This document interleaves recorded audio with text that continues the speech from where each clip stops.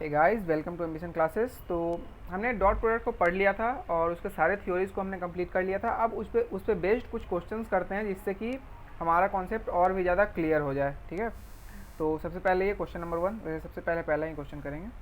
तो ए dot B हमें find out करना है।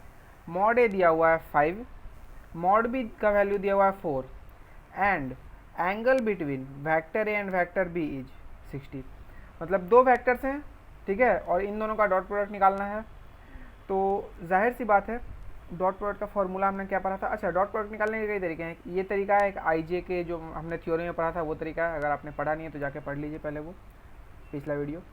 तो यहाँ पे सिंपली हम आई जे के टर्म में क्वेश्चन में दिया हुआ नहीं है, तो वो आई जे वाले फॉर्मूला से हम निकाल भी नहीं पाएंगे। ठीक है, तो हमारे पास एक दूसरा फॉर्मूला है क्या, mod a into mod b into cos theta. तो हाँ, इस फॉर्मूले से हम निकाल सकते हैं। क्यों? क्योंकि हमें दिख रहा है हमें मॉड ए की रिक्वायरमेंट है जो कि दी हुई है, मॉड बी की रिक्वायरमेंट है वो भी दी हुई है, और कॉस थीटा की रिक्वायरमेंट है, तो थीटा हमें गिवन है। ठीक है ना, तो यहाँ पे वेक्टर ए और वेक्टर बी के बीच के एंगल हमें गिवन है। चलिए, बस दुनिया का सबसे आसान सवाल है ये, सीधा इन सब का वैल्यू पुट करना है और आंसर लाना है।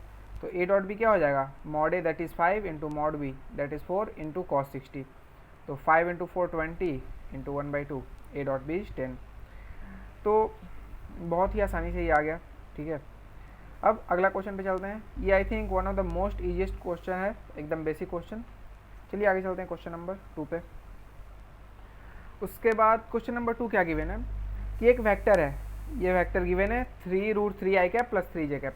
वेक्टर बी गिवन है 3i cap plus 3√3j cap, और इसने कहा है फाइंड ए डॉट बी। अब इसे निकालने के दो तरीके हैं। एक तरीका वो जिससे हमने पिछला क्वेश्चन को सॉल्व किया, ठीक है, mod a into mod b into cos theta. लेकिन मैं कहूँगा कि ये तरीका निकल तो जाएगा लेकिन उतना ज़्यादा मज़ेदार नहीं है ये तरीका। ठीक है ना, सेकेंड मेथड जो है, जो आई जे के, वो भी आगे करेंगे, वो ज़्यादा मज़ेदार है। तो चलिए पहले ये अपने ओल्ड तरीका से जो हमने बेसिक पढ़ा था डेफिनेशन में कि ए डॉट बी क्या होता है, तो that is mod a into mod b into cos theta, पहले इससे निकाल लेते हैं। जाहिर सी बात है, ए डॉट बी के लिए सबसे पहले हमें मॉड ए का वैल्यू पता होना चाहिए। मॉड ए गिवन नहीं है, मॉड ए हमें निकालना पड़ेगा। यहाँ वेक्टर ए गिवन है और मॉड ए हमें निकालना पड़ेगा। तो मॉड ए निकालने का फॉर्मूला अपने पास है, ठीक है ना, हमने मॉड ए निकाल लिया। उसी तरह से अब हमें मॉड बी भी निकालना पड़ेगा। तो हमें वेक्टर बी गिवन है तो इससे हमने मॉड बी भी निकाल लिया। ठीक है, अब हमें देखो, मॉड ए मॉड बी आप हर जगह निकाल लोगे। ठीक है, आई जे के टर्म में गिवन रहे या direct mod A mod be given रहे, मॉड ए मॉड बी निकालने में ज़्यादा पंगा नहीं आने वाला। ठीक है ना, आपको क्या प्रॉब्लम आएगी, आप दोनों के बीच के एंगल को नहीं निकाल पाओगे आसानी से। कई बार तो आसानी से निकल भी जाएगा, बट कई बार आसानी से नहीं निकल पाएगा। तो इस केस में देखते हैं, एंगल निकालना सबसे बड़ा चैलेंज यही है। एंगल थीटा निकल गया तो अपना डॉट प्रोडक्ट आ गया। ठीक है, तो ये थीटा को देखते हैं। तो सबसे पहले हम वेक्टर ए को देखते हैं। तो वेक्टर ए कुछ ऐसा होगा, देखो वेक्टर ए का कितना है, एक्स में 3√3i कैप है। वेक्टर ए जो है एक्स में 3√3i कैप और वाई में 3j कैप है। ठीक है, मतलब ये जो ग्रीन है ये है एक्स में 3√3i कैप और वाई में 3j कैप। तो ओवरऑल क्या वेक्टर ये आपका वेक्टर है। ठीक है ना, इनिशियल से लेकर फाइनल तक ये आपका वेक्टर ए हो गया। अब वेक्टर ए कितना एंगल बना रहा है, अल्फ़ा। अल्फ़ा निकालते हैं। अल्फ़ा कैसे निकालोगे, तो इस वाले ट्रिएंगल में पहले वेक्टर ए का आप एक्स एक्सिस के साथ एंगल निकालना हमारा टारगेट है, फिर वेक्टर बी का हम एक्स के साथ एंगल निकालेंगे, इसी तरह बीटा, और ए और बी के बीच की एंगल को फिर हम बता देंगे। तो वेक्टर ए का एंगल कितना हो जाएगा, अल्फ़ा। तो tan अल्फ़ा को हम लिख सकते हैं this is perpendicular by this is base, तो 3/3√3। तो यहाँ से आपका tan अल्फ़ा आ गया 1/√3 और अल्फ़ा आ गया 30 डिग्री। ठीक है, तो tan अल्फ़ा 1/√3 है, तो आप जानते हो कि अल्फ़ा जब 30 होगा तभी tan अल्फ़ा 1/√3 होगा। तो यहाँ से आप कह सकते हैं अल्फ़ा 30 डिग्री। तो अब हमें वेक्टर ए की एंगल मिल चुकी है जो वेक्टर ए एक्स एक्सिस के साथ बना रहा है। उसी तरह से अब हम वेक्टर बी का एंगल निकालेंगे एक्स एक्सिस के साथ। तो देखो वेक्टर बी क्या है, एक्स में 3 है और वाई में 3√3 है। बना दो, एक्स में 3 हमने बना दिया और वाई में 3√3। ठीक है, तो ये आपका हो गया vector b. Again tan beta को लिखेंगे कैसे, this is perpendicular by this is base, this is equal to tan beta. tan beta is perpendicular by base. तो tan बीटा आ गया √3, और tan बीटा √3 कब होता है, जाहिर सी बात है अगर बीटा 60 होगा तभी tan बीटा √3 हो जाएगा। तो बीटा यहाँ से हमारा आ गया 60। अब हमें क्या अल्फ़ा निकालनी थी या बीटा निकालनी थी, नहीं, ध्यान दो, हमें इस क्वेश्चन को सॉल्व करने के लिए थीटा निकालना था, जो कि वेक्टर ए और वेक्टर बी के बीच का एंगल है। ठीक है, जो वेक्टर ए और वेक्टर बी के बीच का एंगल है वो हमें एंगल निकालना था। लेकिन ये एंगल हमने दोनों का एक्स के साथ निकाला है, कोई दिक्कत नहीं है। अब ये एंगल अगर हमें मिल गया तो हम ए और बी के बीच के एंगल को भी निकाल लेंगे। देखो दोनों को हमने एक साथ बनाया, ये वेक्टर बी और वेक्टर ए, ठीक है ना, दोनों को हमने एक साथ बना दिया। अब ये बताओ वेक्टर ए जो है वो एक्स के साथ अल्फा एंगल बना रहा था जो कि 30 था, तो वेक्टर ए 30 एंगल बना रहा था और वेक्टर बी एक्स के साथ 60 डिग्री का एंगल बना रहा था। तो यहाँ पे वेक्टर ए को कह दो ये 30 डिग्री का एंगल बना रहा है, और एक सेकेंड, ये 30 डिग्री का एंगल बना रहा है, और वेक्टर बी एक्स एक्सिस के साथ 60 डिग्री का एंगल बना रहा है। तो ये बताओ कि वेक्टर ए और वेक्टर बी के बीच की एंगल कितनी होगी, ठीक है ना। देखो ये एंगल 30 है, ये एंगल 60 है, तो ये एंगल ऑफ कोर्स अंधा भी बता देगा कि कितनी होगी 30। एक अंधा भी बता देगा कि ए और बी के बीच की एंगल कितनी होगी 30। तो देखो कितनी मशक्क़त करने के बाद तुम्हें ए और बी के बीच की एंगल मिली, और दिक्कत तो तब होगा जब मशक्क़त करने के बाद भी ए और बी के बीच की एंगल नहीं मिलेगी। यहाँ पे देखो tan अल्फ़ा का वैल्यू 1/√3 है, जो कि एक बहुत ही मतलब स्टैंडर्ड वैल्यू है। आपको पता है कि हाँ 30 डिग्री होता है तो tan अल्फ़ा 1/√3 आ जाता है। tan अल्फ़ा का वैल्यू अगर 2 आ जाता, सपोज ये 1/√3 नहीं आता, 2 आ जाता tan अल्फ़ा का वैल्यू। अब अल्फ़ा कितना होगा आप बता ही नहीं सकते हो। उसी तरह से बीटा कुछ अजीब सा वैल्यू आ जाएगा, यहाँ पे 5 आ जाएगा, tan बीटा इक्वल टू 5। तो अब बीटा कितना आएगा वो आप बता ही नहीं सकते, स्टैंडर्ड वैल्यू नहीं है, आप कैलकुलेट नहीं कर सकते हो। तो ये स्टैंडर्ड वैल्यू आया तब आप ए और बी के बीच के एंगल निकालने में कैपेबल भी थे। कई बार ज़रूरी थोड़ी है कि ये 3√3 और ये 3 ही होगा, ये कुछ भी रहा 2.15, ये रहा 3.14। अब अल्फ़ा देखो एक गंदा सा बेहुदा सा अल्फ़ा का वैल्यू, tan अल्फ़ा का वैल्यू आएगा, वहाँ से अल्फ़ा आप बता ही नहीं पाओगे।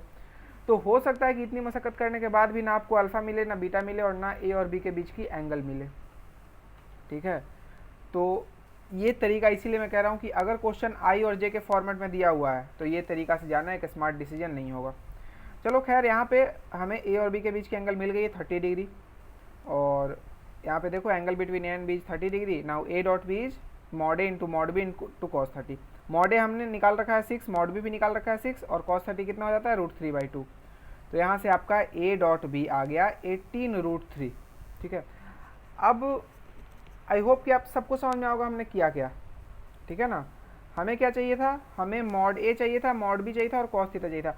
मॉड ए मॉड बी तो फिर भी हमें आसानी से मिल गया, लेकिन कॉस थीटा मतलब थीटा निकालने में हमें थोड़ी परेशानी झेलनी पड़ी। अब ये देखो मेथड कितना लंबा है, ठीक है ना, इसे मैंने सॉल्व किया है, ये कितना लंबा स्पेस लिया। अब मेथड 2 से चलते हैं। इसी क्वेश्चन को देखो मैंने लिख रखा है मेथड 2 से। वेक्टर ए दे रखा है वही 3√3 आएगा प्लस 3 जेकब, वेक्टर बी ये दे रखा है, फाइंड करना है डॉट बी। देखो हमने जो ये फार्मूला बनाया था वेक्टर ए को क्या लिख लो, देखो हमारा फार्मूला क्या था, वेक्टर ए अगर हो x1 i cap plus y1 Jacob, ये मैंने फार्मूला लिखा है ताकि आपको फार्मूला अगर याद नहीं हो तो रिकैप हो जाए एक बार, वैसे आपको याद रहना चाहिए था। चलो वेक्टर ए क्या है x1 i cap plus y1 Jacob plus z1 के कैप, और वेक्टर बी अगर हो x2 i cap plus y2 Jacob plus z2 के कैप। तो ए डॉट बी क्या हो जाता है x1 x2 plus y1 y2 plus z1 z2। और ये फार्मूला कैसे आया, कहाँ से आया, तो ये बेसिकली पुराने तरीके को यूज करके ही आया है। आप चाहें तो डेरिवेशन पिछले लेक्चर में जाके देख सकते हैं। तो अब हमें बस इसे इस तरीके से आप देख लो, जैसे यहाँ पे के में कुछ नहीं लिख रखा, तो के में मान लो 0 के कैप, ठीक है ना। तो वेक्टर है वो क्या लिख सकते हैं 3√3 i cap plus 3 j cap plus 0 के कैप। इसी वेक्टर को हमने यहाँ ऐसे लिख दिया। उसी तरह से वेक्टर बी को हमने लिख दिया 3 i cap plus 3√3 j cap plus 0 के कैप। अब ए डॉट बी बहुत ही आसानी से निकाल लोगे, ठीक है ना, बहुत ही कद्दू है निकालना है डॉट बी। क्या करना है, आई वाले को आई वाले के साथ मल्टीप्लाई कर दो, जे वाले को जे वाले के साथ, के वाले को के वाले के साथ। चलो तो ये क्या हो जाएगा 3√3 इंटू 3, ठीक है ना, कुछ नहीं किया, इन दोनों को मल्टीप्लाई कर दिया, प्लस अगेन इन दोनों को मल्टीप्लाई कर दो, तो 3 इंटू 3√3 प्लस, अब क्या करो इन दोनों को मल्टीप्लाई कर दो 0 इंटू 0, ठीक है ना। तो हलवा है। ए डॉट बी आपका क्या आ गया यहाँ पे, देखो ये आ जाएगा 9√3, और अगेन ये भी आ जाएगा 9√3, तो यहाँ पे आ जाएगा 18√3। यहाँ पे आपका ए डॉट बी आ गया 18√3, ठीक है ना। और आप देख सकते हो कि ये मैंने इतना स्पेस में केवल फॉर्मूला ही लिखा है, ठीक है ना। क्वेश्चन सॉल्व करने में हमें बस इतना ही स्पेस लगा, ठीक है। और लास्ट वाले मेथड से हमें कितना ज़्यादा स्पेस लगा था। और आप थोड़े से प्रैक्टिस कर लोगे तो आप ये भी नहीं लिखोगे, ठीक है ना। आप सीधा यहीं से क्वेश्चन देखोगे और आई वाले को आई वाले के साथ मल्टीप्लाई करोगे, जे वाले को जे वाले के साथ, और के तो है ही नहीं दोनों में, तो उसे वो 0 ही आना है, ठीक है। तो अब सीधा आंसर लिखोगे, सीधा आप ये वाला लिखोगे। तो अगर क्वेश्चन आई, जे और के टर्म में दिया हो और ए डॉट बी पूछा हो तो आप इसी तरीके से जाओ, ठीक है। अगले क्वेश्चन की तरफ बढ़ते हैं। Find a dot b if vector a is this and vector b is this. Again vector है वो क्या लिख दो, 2i कैप प्लस जे कैप लिखा है या फिर 1 जे कैप लिखा है, बात बराबर है। और -3 के कैप को आप ऐसे लिख दो कि, अब देखो कई लोग ना यहीं पे रो रहे होंगे कि सर आपने जो फॉर्मूला बताया वो क्या है, x1 i cap plus y1 j cap plus z1 k cap के लिए है, आपने माइनस के लिए तो बताया ही नहीं कि माइनस रहेगा तो क्या होगा। देखो यहाँ पे प्लस है, प्लस के लिए फॉर्मूला है। अरे बेवकूफ़ों, -3 को हम ऐसा लिख सकते हैं, प्लस ऑफ -3 k कैप, ठीक है। ये प्लस माइनस अल्टीमेटली माइनस ही तो हो जाएगा ना। अब ये -3 क्या हो गया आपका, ये हो गया z1, ठीक है। अलग अलग फार्मूला 75 फार्मूले वैसे बन जाएंगे, ठीक है ना। इसको प्लस रखो, इसको माइनस रखो, फिर इसको माइनस रखो, इसको प्लस रखो, फिर इसको माइनस रखो, इसको उतना फार्मूला याद कर पाओगे क्या? बस एक फार्मूला याद रख लो और z1 को बना दो यहाँ पे -3, बहुत ही आसान है। कहीं पे अगर 2 - 3 लिख रखा है और इसका वैल्यू पूछा है तो इसे आप ऐसे नहीं कर सकते हो 2 प्लस -3, दोनों सेम ही चीज़ है, दोनों की वैल्यू तो सेम ही आएगी, -1 -1। तो कहीं भी अगर माइनस लिखा है तो उसे एक तरह से प्लस के फॉर्म में आप लिख सकते हो। चलो खैर, तो 2i कैप प्लस 1 जे कैप प्लस -3 के कैप।